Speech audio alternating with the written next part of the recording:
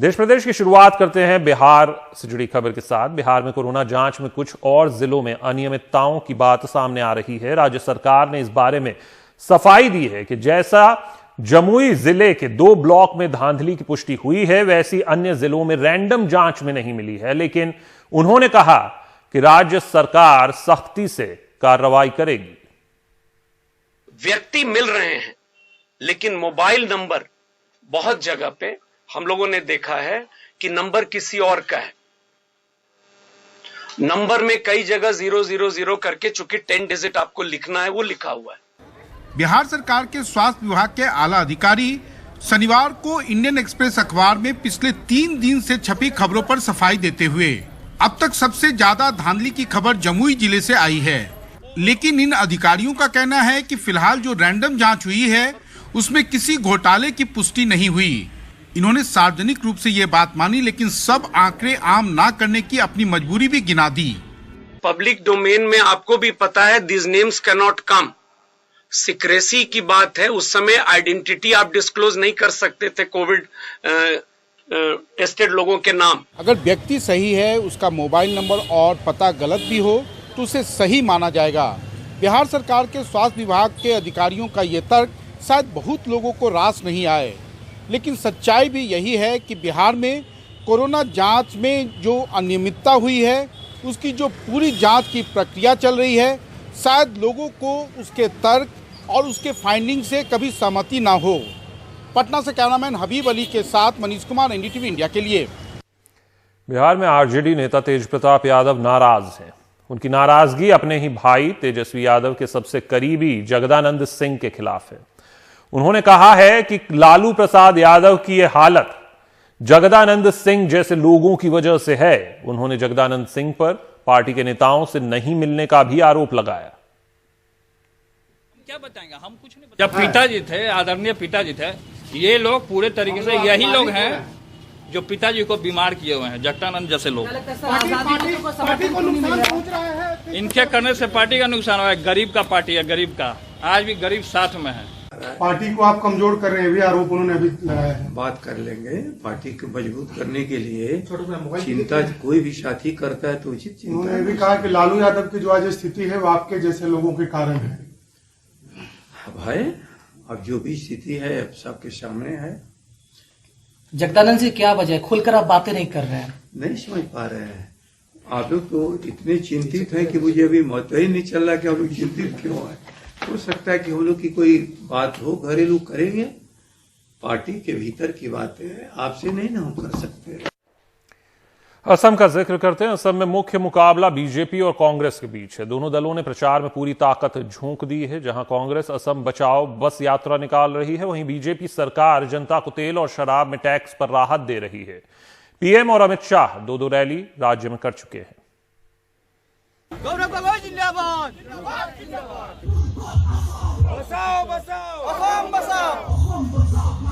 गौरव गोगोई पारंपरिक अहोम पोशाक में अहोम तलवार उठाकर ऐलाने जंग करते हुए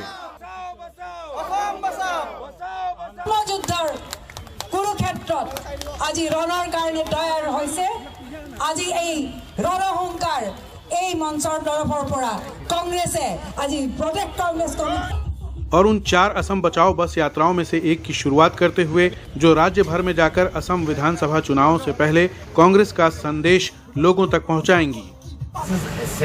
ये यात्रा जमीन से जुड़े लोगों से अपील करेगी कि आकर असम को बचाने में हमारी मदद करें, जनता के उन मुद्दों को आवाज दे जिन्हें दबा दिया है। कल के महंगे दाम हमारे लिए बड़ा मुद्दा है। सत्ताधारी बीजेपी ने अपने प्रचार की शुरुआत पहले ही कर दी है। प्रधानमंत्री नरेंद्र मोदी और गृह मंत्री अमित शाह दोनों 2 दौरे कर चुके हैं और मतदाताओं को लुभाने के लिए तेल और शराब के टैक्स को वापस लेने जैसे फैसले भी किए गए हैं। जब असम में कोविड-19 के ज्यादा मामले थे तो हमने तेल और शराब पर टैक्स बढ़ा दिया था। अब कोविड में कमी आई है तो आज कैबिनेट ने तेल से 5 रुपए और शराब से 25% अतिरिक्त टैक्स आज आधी रात से हटाने का फैसला किया है। 10 रुपए तो 1 लीटर में है ना। दिल्ली में लगता है 3 लीटर। 15 रुपीज बस किया। थोड़ा सा तो राहत मिलेगी, ऐसे कमती होने से बहुत ज़्यादा हो गया था। अभी आज कम हो गया है, थोड़ा ज़्यादा ही है, ज़्यादा ही है। जबकि बीजेपी असम चुनाव के लिए कई सारे रैलियां कर चुकी है। अब कांग्रेस इस यात्रा के साथ बीजेपी को चुनौती देने के लिए तैयार हो चुकी है। गुवाहाटी से नकुल राभा के साथ रत्नदीप चौधरी, एनडीटीवी इंडिया। राजस्थान में राहुल गांधी किसानों की ट्रैक्टर रैली में शामिल हुए। इस दौरान उन्होंने मोदी सरकार पर जमकर हमला बोला। उन्होंने कहा कि कृषि कानून मंडी सिस्टम को खत्म करने के लिए लाए गए हैं। साथ ही उन्होंने कहा कि कृषि सबसे बड़ा व्यापार है और प्रधानमंत्री इसे अपने 2 मित्रों को देना चाहते हैं। किसान रैली को संबोधित करने पहुंचे राहुल गांधी। खुद ट्रैक्टर चलाया। साथ में बैठे थे मुख्यमंत्री अशोक गहलोत और कांग्रेस के राजस्थान अध्यक्ष गोविंद सिंह दोटसारा।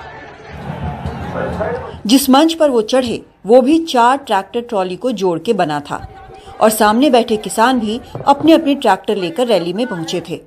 संदेश साफ था, कृषि कानून के खिलाफ आंदोलन को अब कांग्रेस ने एक राजनीतिक मंच दे दिया है। हिंदुस्तान का सबसे बड़ा बिजनेस, सबसे बड़ा व्यापार कृषि है और ये सबसे जरूरी बात सुनिए, 40 लाख करोड़ रुपए का बिजनेस है, दुनिया का सबसे बड़ा बिजनेस है। इसमें किसान शामिल है, छोटे व्यापारी हैं, छोटे बिजनेस वाले हैं, मिडिल साइज बिजनेस वाले हैं, मजदूर हैं, ये सब इस बिजनेस के भागीदार हैं। अब नरेंद्र मोदी जी चाहते हैं कि 2 मित्रों के हवाले हो जाए। कानूनों का यही लक्ष्य है। राजस्थान में ये मुद्दा कांग्रेस ने एक राजनीतिक मंच से इसलिए भी उठाया है क्योंकि ठीक 1 हफ्ता पहले सचिन पायलट किसान मुद्दों को लेकर सक्रिय नजर आ रहे थे। ऐसे में राहुल गांधी को राजस्थान लाकर कृषि कानून के खिलाफ आवाज उठाने से दोनों गुट पायलट और गहलोत एक मंच पर आ गए हैं। विधानसभा का सत्र शुरू हो चुका है और कांग्रेस नहीं चाहती कि पार्टी में गुटबाजी नजर आए। राजस्थान में जो कांग्रेस की ट्रैक्टर रैली हुई थी उसमें जो सारे किसान यहाँ पे आए थे उनसे आग्रह किया गया था कि वो अपने अपने ट्रैक्टर लेके आएं और यहाँ पर जितनी भी भीड़ इकट्ठा हुई थी उसकी बैठने की जगह ट्रैक्टर में थी। साथ ही जो राजनीतिक मंच था वो भी 4 ट्रैक्टर्स को जोड़ के बनाया गया था। जाहिर है कि अब तक जो राजस्थान का किसान है किसान आंदोलन के केंद्र में नहीं दिखाई दिया है और राहुल गांधी के यहाँ आने से कोशिश ये है कि राजस्थान का जो किसान है वो भी बड़ी तादाद में किसान आंदोलन में शामिल हुए। अजमेर से हर्षा कुमारी सिंह, एनडीटीवी इंडिया।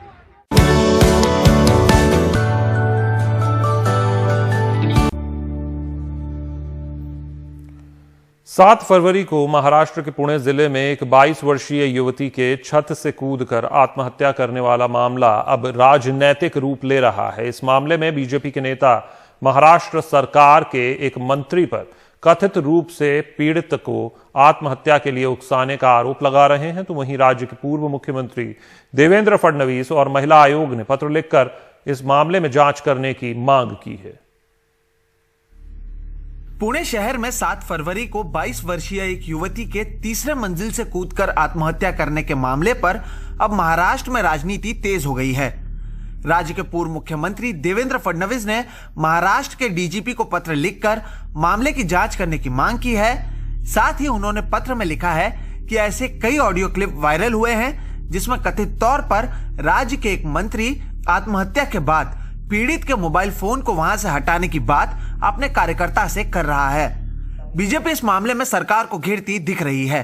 सम्माननीय मुख्यमंत्री और गृह मंत्री साहब से ये कहना है कि भाषण में महिला सुरक्षा पे बोलना, महिलाओं की सुरक्षा की घोषणाएं करना ये बहुत आसान है साहब। अभी जो इतने सारे एविडेंस सामने आए हैं तो आप और किसकी राह देख रहे हैं या किसके लिए वेट कर रहे हैं? इस पूरे मामले पर जब मुख्यमंत्री उद्धव ठाकरे से पूछा गया कि उनके कैबिनेट के एक मंत्री को इस आत्महत्या के मामले से जोड़ा जा रहा है, तो इसके जवाब में उन्होंने पूरी तरह से कार्रवाई करने का आश्वासन दिया। असं आहे की मी जसं तुम्हाला म्हटलं की ह्याबद्दल सखोल चौकशी केली जाईल, पण गेले काही दिवस काही महिने काही वेळेला असं आपल्या लक्षात आलेलं आहे की आयुष्यातून उठवण्याचा प्रयत्न हा केला जातोय, तर असाही प्रयत्न होता कामा नये आणि त्याचबरोबरीने सत्य लपवण्याचाही प्रयत्न होता कामा नये। सत्य लपवण्याचा प्रयत्न होणार नाही, त्याच्यामध्ये जे काही सत्य असेल ते पूर्ण चौकशी करून जनतेसमोर येईल। मामले में जहां पुलिस ने जांच शुरू कर दी है, तो वहीं पीड़ित के परिवार वालों ने फिलहाल किसी का नाम नहीं लिया है। हालांकि सोशल मीडिया पर एक मंत्री पर लग रहे आरोप के बाद अब महिला आयोग ने इस मामले की जांच बिना दबाव कराए जाने की मांग करते हुए एक पत्र लिखा है। अब ये देखना अहम होगा कि जांच में क्या कुछ सामने आता है और वायरल हो रहे ऑडियो क्लिप की सच्चाई क्या है। मुंबई से सोहित मिश्रा, एनडीटीवी इंडिया। कर्नाटक सरकार ने राज्य में मदरसों के आधुनिकीकरण का फैसला किया है। यानी अब मदरसों में दी जाने वाली धार्मिक शिक्षा के साथ साथ स्कूली शिक्षा भी दी जाएगी, ताकि उसमें पढ़ने वाले छात्र भी राज्य बोर्ड की 10वीं और 12वीं की परीक्षा दे सकें, वो भी बगैर किसी बाधा के, और वो खुद को दूसरे प्रोफेशनल कोर्सेज के लिए भी तैयार कर सकें। 16 साल के नसीर को जल्द ही मुफ्ती की उपाधि मिलेगी, लेकिन इस उपाधि के आधार पर वो अपनी उम्र के दूसरे बच्चों की तरह 10वीं की परीक्षा नहीं दे सकते। मुफ्ती बनेंगे, मुफ्ती आलिम कुछ भी बनेंगे। जो बच्चे इन मदरसों के नियमित कोर्स का हिस्सा हैं, उन्हें मुफ्ती, आलिम, फाजिल जैसी डिग्रियां मिलती हैं। इन डिग्रियों की बुनियाद पर प्रतियोगी परीक्षाओं में हिस्सा लेना मुश्किल है, क्योंकि ज्यादातर जगहों पर इनकी मान्यता नहीं है। हम एक स्टैंडर्ड सिलेबस भी लागू करना चाहते हैं, ताकि उन्हें SSLC की बराबरी का सर्टिफिकेट दिया जा सके, ताकि उन्हें जॉब ओरिएंटेड कोर्स पढ़ने या कॉलेज पढ़ने में आसानी हो। सिर्फ मजहबी शिक्षा हासिल करने से उनकी जिंदगी नहीं चलेगी। मदरसों की शिक्षा के आधुनिकीकरण का फैसला करने से पहले मुस्लिम धर्म गुरुओं से सलाह मशवरा किया गया, ताकि किसी तरह का विवाद न उठ खड़ा हो। मॉडर्नाइजेशन का मतलब ये नहीं है कि ये पूरा निसाब हटा दिया जाए, अब ये पूरा निसाब ये लेकर आ जाएं, ये मकसद नहीं है। मकसद ये है कि इस निसाब को पढ़ाते हुए साथ साथ मेन स्ट्रीम की तालीम की भी अगर इन बच्चों को तालीम दे दी जाए, तो ये SSLC में पास होंगे, फिर PUC भी पास होंगे, या आगे चलकर ये दूसरे सब्जेक्ट्स में भी जाना चाहें तो इनके लिए रास्ता खुला होगा। वक्त के साथ बदलाव ज़रूरी है, इसमें कोई दो राय नहीं कि दीनी तालीम के साथ साथ आधुनिक शिक्षा देने के राज्य सरकार के फैसले से इन बच्चों का भविष्य बेहतर होगा। बेंगलुरु से कैमरामैन गोविंद मूर्ति के साथ निहाल खुदवई, NDTV इंडिया।